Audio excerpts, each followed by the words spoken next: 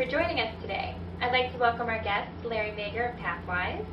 Today we'll be talking about corrective and preventive actions, specifically how to create a winning CAPA system. I have a couple questions for you, Larry. I hope you don't mind. Not at all.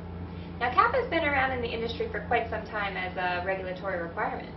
Yes, CAPA was originally defined within the quality system requirements for the medical device industry. And is CAPA only appropriate for medical devices? No, CAPA is applicable to any industry with a requirement to maintain a quality system. And what would you say the current state is within of CAPA within the industry? Well, sadly, I'd say there's significant room for improvement. Why would you say that?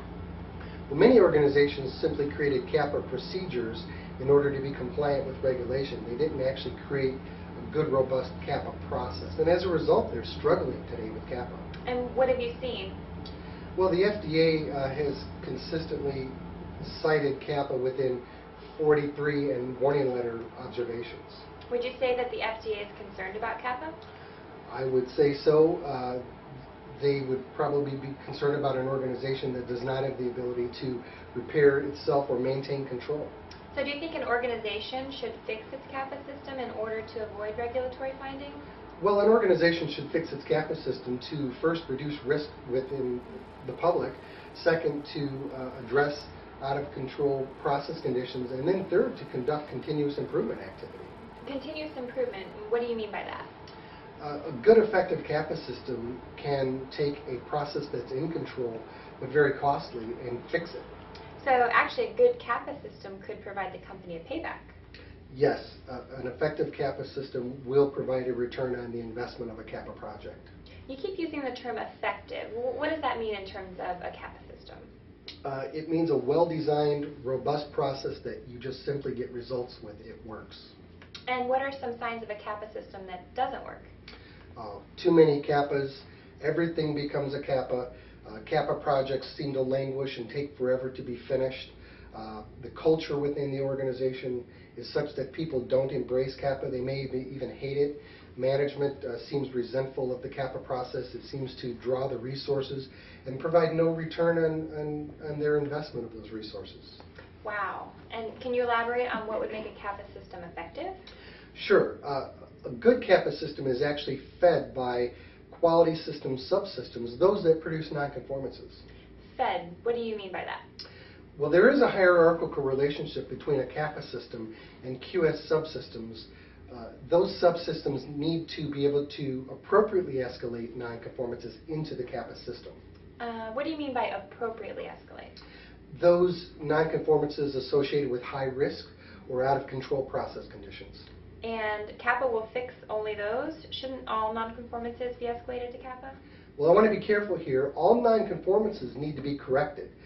Those that are associated with the high risk or out of control process conditions are the ones that should be required to be escalated into CAPA.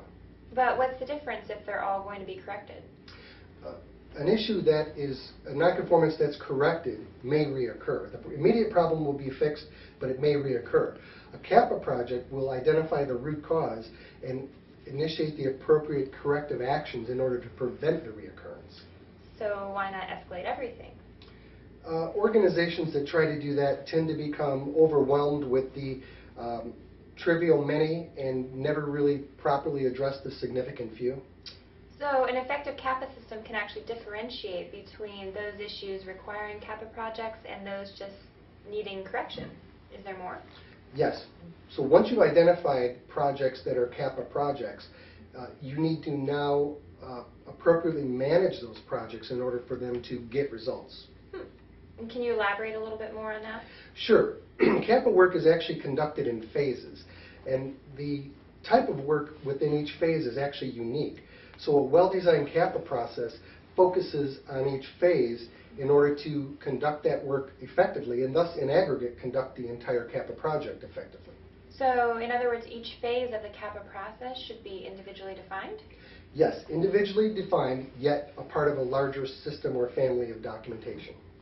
Okay, so appropriate issue escalation combined with the appropriate rules and procedures for carrying out the CAPA work will make an effective CAPA system. Is there all? Those are primarily the components. Is it really that easy? Kappa can be easy. It's a matter of how well the system is designed and how focused each piece of it is. And where can I find out more information on how to get help with my Kappa system? Contact your Pathwise representative. Well, that's great. Thanks so much for joining us today, Larry. That's been really insightful. You're welcome.